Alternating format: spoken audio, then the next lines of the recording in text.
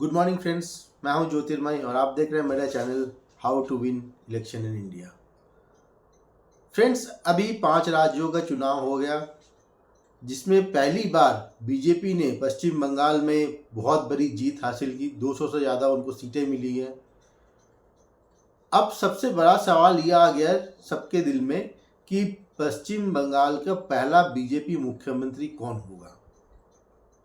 काफ़ी सारे नाम आए जिसमें शुभेंदु अधिकारी का नाम है, दिलीप घोष जो पहले राज्य सभापति है उनका नाम है, सुकांत मजूमदार उनका भी नाम है, समीक भट्टाचार्य है और कुछ वुमेन अगर महिला मुख्यमंत्री है उनका भी नाम आ रहा है। अभी 2 दिन पहले उनके विधायक, 2 बार के बीजेपी के विधायक अग्निमित्रा पॉल दिल्ली आए थे अमित शाह से मिलने। तो इस पर काफ़ी ज़रा बहुत चर्चाएं हो रही है। लोग कह रहे हैं कि शायद महिला मुख्यमंत्री अगर चुना जाए तो उनका नाम सबसे पहले है। तो अब इसको थोड़ा समझते हैं हम। बीजेपी का लास्ट पिछले इलेक्शन में 77 सीटें थी। 2019 के लोकसभा में 18 सीटें थी। फिर 2024 के सीटें लोकसभा में उनकी सीटें कम हो गई, 12 सीटें हो गई। वोट परसेंटेज भी काफ़ी कम हो गया पहले से। उसके बाद पार्टी को एक किया गया, सारा जो एसोसिएशन है, संगठन है, उसको मजबूत किया गया। तो इस वजह से बीजेपी को फिर इतनी बड़ी जीत मिली है। हाँ, एक एंटी इनकम्बेंसी का एक फैक्टर है भी है और साथ में अमित शाह की 15 दिन वहाँ पे रहना वो एक बहुत बड़ा बीजेपी के लिए जोश मिला, जिसके बारे में पहले के एपिसोड मैंने किया हुआ था कि अमित शाह अगर हो तो सारे बीजेपी कार्यकर्ताओं को एक बूस्ट मिलेगा। वो बिल्कुल रिजल्ट्स में दिख रही है। पर बात है कि अगर इस टाइम पे शुभेंदु अधिकारी जो एक तरह से बोलते हैं कि हम कहते हैं ना अंग्रेजी में पाइट पाइपर, उन्होंने पूरा एक तरह से उनको आगे लगे, पूरे संगठन को, पूरे एसोसिएशन को ठीक किया, पूरा एक वो खुद ममता बनर्जी को हराए उन्होंने। तो उनको हटाकर अगर किसी और को दिया जाए तो उस केस में क्या होगा? क्योंकि अब जो नेतृत्व, जो विधायक चुने गए उस पर ज़्यादातर लोग शुभेंदु अधिकारी के क्लोज हैं।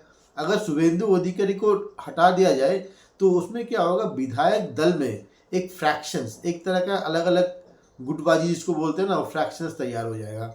तो एक तरह फिर बीजेपी का जो मेन मकसद है रोहिंगा, बांग्लादेशी रोहिंगा को हटाना, वो फिर मकसद से बीजेपी पीछे हट जाएगी, उसको फिर पूरा करना। क्योंकि आपस में अगर लड़ते रहेंगे तो उस पर इसके में आप जो आपका मेन मोटिव है वो फिर पूरा नहीं हो पाएगा।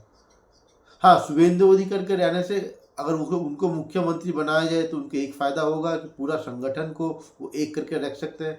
तो उनको बीजेपी का जो भी मकसद है, चाहे वो रोहिंगा हो या अच्छी सरकार हो, अच्छी नौकरी हो, 7th पे कमीशन हो, जो भी हो, उसको पूरा लागू कर सकते हैं। पर ये तो बीजेपी के शीर्ष नेतृत्व को सोचना है किसको देते हैं। पर हाँ, अभी कल की मैं देख रहा था, एक इंसिडेंस हुआ मध्यम ग्राम में जिसमें शुभेंदु अधिकारी के जो पीए चंद्रनाथ, उनके ऊपर गोली चली। उनकी अभी रिसेंटली मौत भी हो गई अस्पताल में। तो इसके बाद भी क्या हो सकता है अगर शुभेंदु अधिकारी के बनाया जाए तो ये उस टाइम पे क्या अभी क्या बंगाल के लिए ठीक होगा, या फिर किसी और को बनाया जाए, फिर 1 साल बाद उनको बनाया जाए, वो ठीक होगा? ये तो बीजेपी के नेतृत्व को सोचना पड़ेगा। पर जो भी है, अगर संगठन को एक रखना, बीजेपी को एक रखना, तो शुभेंदु अधिकारी का रहना बहुत जरूरी है। पर कल के इंसिडेंस जो है उसको देख के बीजेपी नेतृत्व को सोचना है कि कौन सा सही होगा। क्या शुभेंदु अधिकारी को अभी बनाना सही होगा या 1 साल बाद बनाना सही होगा?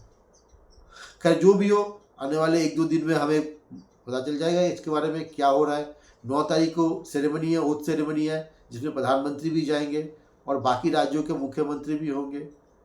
हमारी नज़र उस पर रहेगी और जो भी फैसला होगा हम इस बारे में आगे आपको अपडेट देते रहेंगे। आज के लिए इतना ही। Thank you for watching. Thank you.